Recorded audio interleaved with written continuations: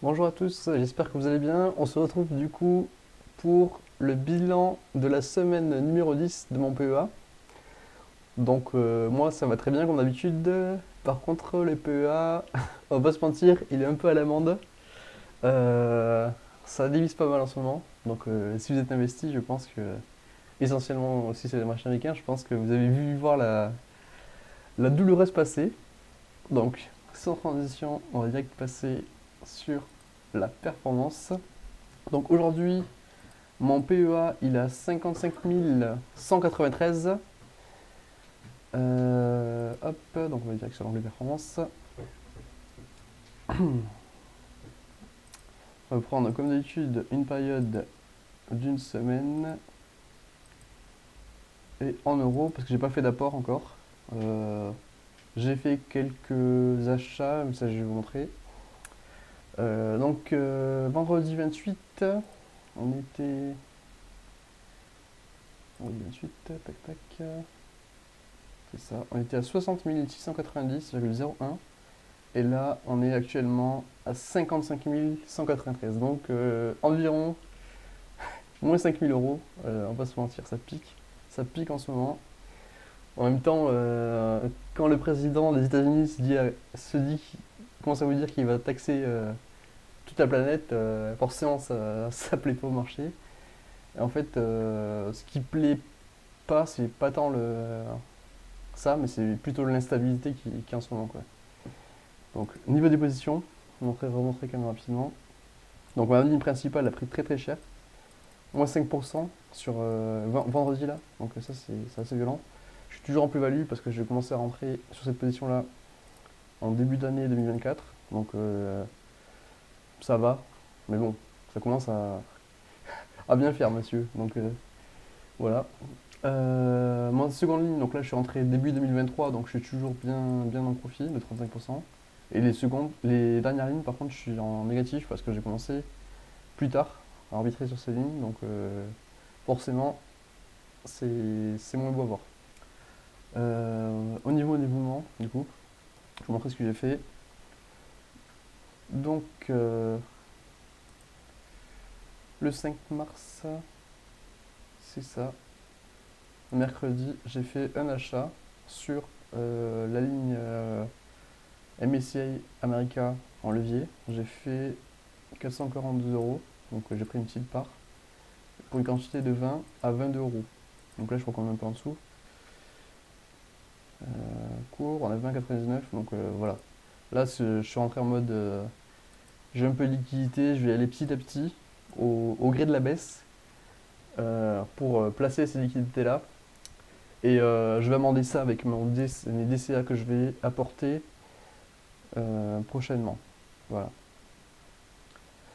Euh, Ça, c'est pour la performance. Donc ensuite, euh, pour ce qui est de... Pourquoi je pense que ça commence à être intéressant. Donc moi, j'ai commencé sur ma ligne principale qui est le LQQ, j'ai commencé à rentrer vers début mars 2024. Donc j'ai suivi la trend haussière. Mais on voit, donc là j'ai mes deux lignes rouges qui sont tracées. Donc c'est des moyennes mobiles exponentielles. Une en 50 périodes et une en 10 périodes. Donc je mets en échelle logarithmique toujours, pas en échelle linéaire. Mais dans tous les cas, on voit que actuellement le prix il est en train de passer en dessous de la moyenne mobile exponentielle 50 périodes. Donc c'est en clôture journalière. Et donc là, vous voyez qu'on est en dessous. Donc là, ça commence à devenir intéressant pour rentrer, comme ça l'a été entre 2022 et 2023, vous voyez. Donc moi, je pense qu'on a encore du potentiel de baisse, même si on va en dessous de la moyenne mobile exponentielle en 10 périodes. Là, si on passe là, ça va vraiment être intéressant pour rentrer, à mon avis. Mais voilà, j'y vais petit à petit. Sur court terme, je suis moyennement confiant.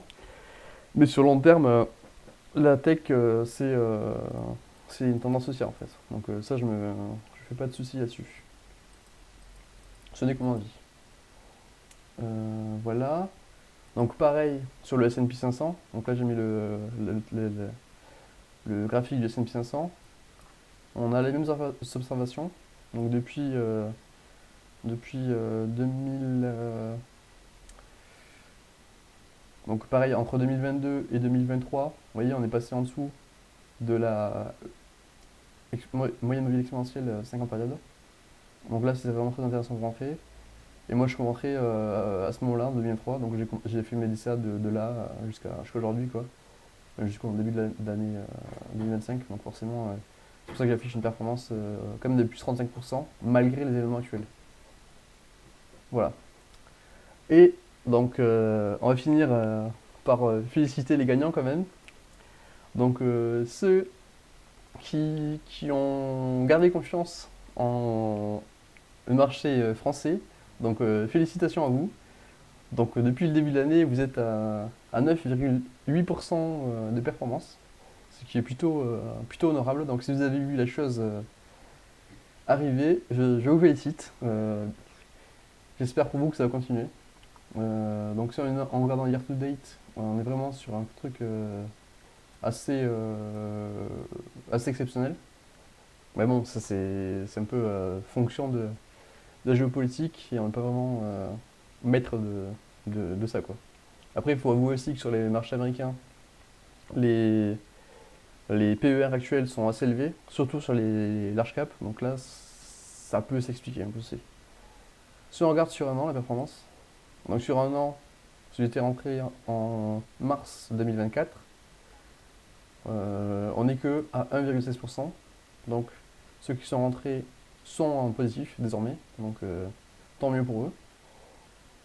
Et par contre, ceux qui sont rentrés que en début d'année, là vraiment, vous avez fait une performance exceptionnelle. Donc bravo. Sur 5 ans, on est sur du 58%. Donc c'était tout à fait ok. Même si c'est beaucoup moins. Donc, par exemple, si on compare avec le S&P 500, donc on va regarder pareil en year to date. Voilà, year to date, on est vraiment sur un truc qu'on n'a pas vu depuis longtemps. Sur 6 mois, on a 5%. Et sur un an, on est à 12%. Donc c'est beaucoup mieux que les marchés européens. Mais est-ce que ça va continuer comme ça? On ne sait pas. Sur les 2-3 prochaines années, c'est un peu incertain, on va pas se mentir. Sur 5 ans, par contre, on est beaucoup plus que le S&P 500, pardon, le CAC 40. Donc là, la trend de plus long terme donne raison au marché américain. Qu'est-ce que je peux dire de plus? DAX, peut-être le DAX. Le DAX peut-être, rapide. Donc year to date là, on est vraiment sur un truc de, de fou dingo, on va dire. Sur un an, on est à 30%. Donc là, waouh. Waouh. Et sur 5 ans, 99%. Donc là, on est vraiment au-dessus euh, du S&P 500. Donc là, je sais pas, je sais pas quoi dire honnêtement. Plutôt exceptionnel. Qu'est-ce que j'ai d'autre à dire? Bon, pour la suite, moi, ce que je vais continuer à faire, comme je l'ai dit juste avant, c'est que je vais continuer, au gré de la baisse qui va s'en suivre ou de la stabilisation, de continuer de placer mes liquidités.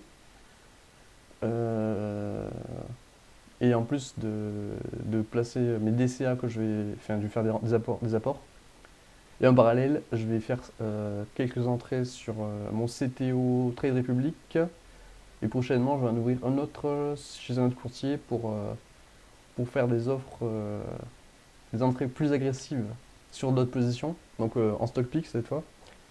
Parce que moi, je considère qu'il y a certaines large cap actuellement, elles ont un PER élevé, mais euh, il y en a certaines pour moi qui sont intéressantes actuellement. Donc je vous parlerai de ça plus tard. Voilà, j'espère que la vidéo vous a plu, que vous allez passer une excellente semaine numéro 11. Et on se dit à très vite pour la suite. Et merci pour votre attention. Salut!